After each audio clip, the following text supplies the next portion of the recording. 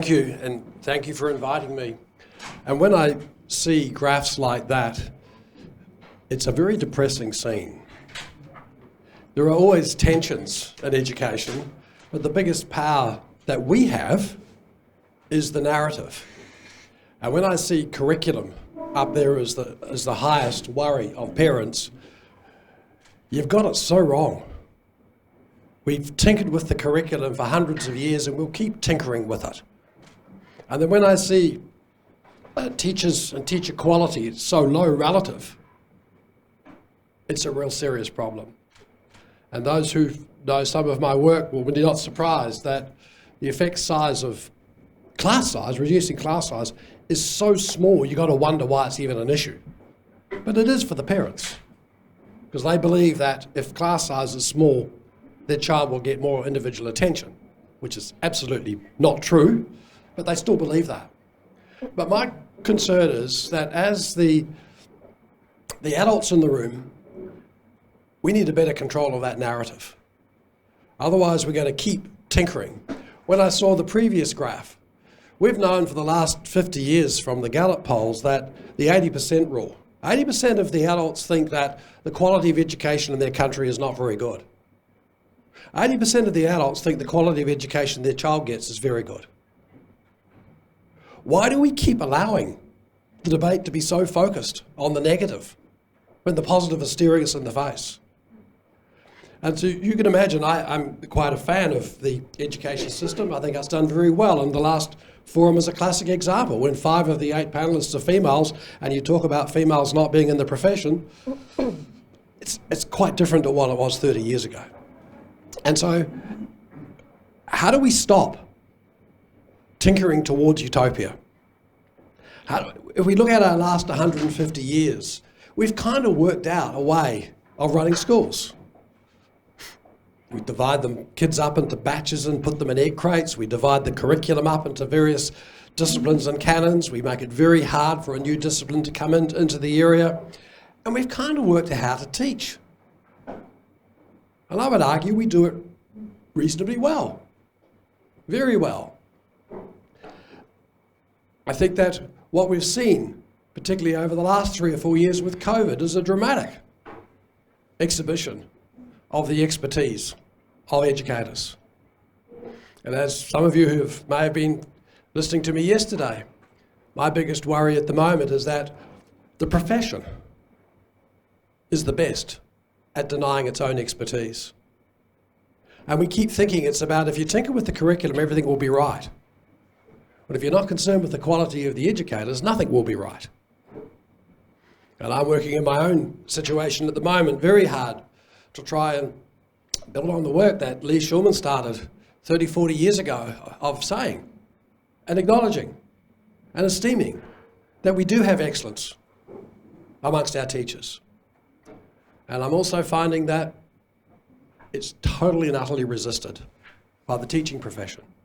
All teachers are equal. All you need is to watch me and follow what I do. And it's just not the case.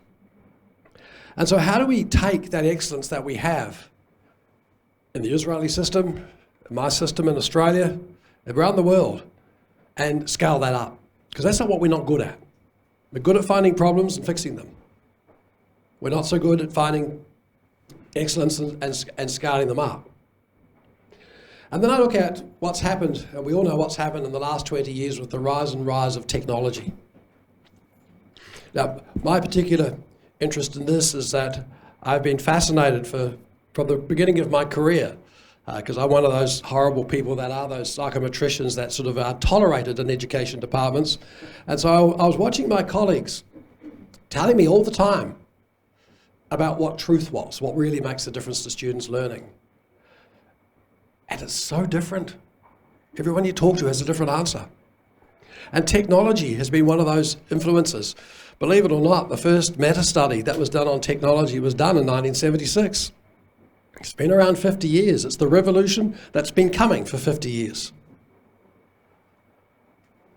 And I think the overall effect size of technology on kids' learning has consistently and persistently remained incredibly low. And the only question in town is why it has remained low. And I would argue it's remained low because look at what teachers do. They don't use technology in the way that you want kids to use technology. But 3 years ago, we had a virus. That kind of solved that, didn't it? There's not a single teacher in the world now almost that doesn't know how to use technology. And I'm in this fascinating situation now, and I don't know if this is the case in Israel, where many of the states in Australia are banning mobile phones in schools. Do you ban them here? No. Now they have a minus 0.4 effect size on kids' learning. But here's the fascination. Social media has a plus 0.6 effect. And for some of us in the room of my vintage, we remember when television first came.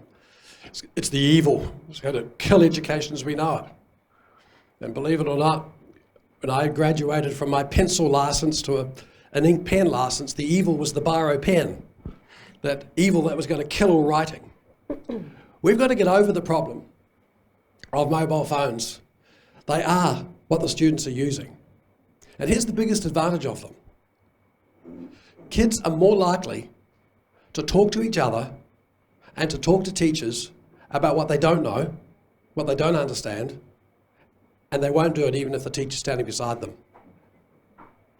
The socialisation in schools says to children by age 8 that if you don't know, look like you do. Hope you don't get picked. The kid who puts their hand up gets the right answer. And I'm watching my 6-year-old granddaughter at the moment, and she's learning. If she doesn't have the right answer, then by age 8, she's going to realise school's not for her. And that's pretty sad. And so how do we make that whole notion of not knowing a legitimate part of schooling? And in that previous discussion, it came out quite a lot. Like some of those speakers, I'm not a fan of calling them soft skills. They are the hardest skills of the lot. The biggest shock to me compared to my own schooling was a graph that I saw a few years ago of the employment rate of math, science, history, you name it. That was based in the USA over the last 50 years. And the employment rate of those students who are high in the content area and high in social skills is like that. From 1986 to today. No surprise. Those who have low content and low social skills, it's dramatically negative. But in the middle, those who have higher social skills and lower content are employable. But those with higher content and lower social skills are not. And what that's saying, I would argue, is that the employers are asking now for communicators, for translators, for people who can work in teams. Now, not in the future, now. And then I go into the schools. And I see, in my country, 90% of kids sit in groups and work alone. No surprise, I look at the assessments, particularly high-stakes assessments. In my country are nearly all done alone. I don't care, teachers, what you say that you value. Kids judge by what you value by what you ask them to do in assessments and high-stakes situations. And if you're asking them to sit exams or assessments alone, stop talking about the soft skills. It's a mirage. It's not going to make a difference to their lives. They know it's not real and that important. Now, I'm not pretending it's easy. And I would argue that we need that balance of collaborative assessments and individual assessments. We have to solve the problem of how you work out the contribution of each person to the collaborative. It's not difficult to do, it's not easy to do it, but it can be done and it is being done. When I look across the work that I've been doing and what I've been doing over the last many years is collecting studies, trying to find out the relative difference between all the different effects. I have about 400 million students in my sample size. It's not a bad sample size. And the number one influence is collective efficacy. The confidence to work collectively, to do what we heard earlier, to critique, to evaluate, to hear multiple interpretations. And one step further, to hear other people thinking aloud, which hardly happens in our schools. For many students, it's a mystery what's going on in their minds as they talk about what they do in their maths and their science. And they think you get the right answer. And there's a conspiracy. Kids above average prefer teachers to talk more and to focus on the facts, because that's the game they're winners at. And it's not conducive to the kind of things that we heard in that previous discussion. And so I think there's a balance.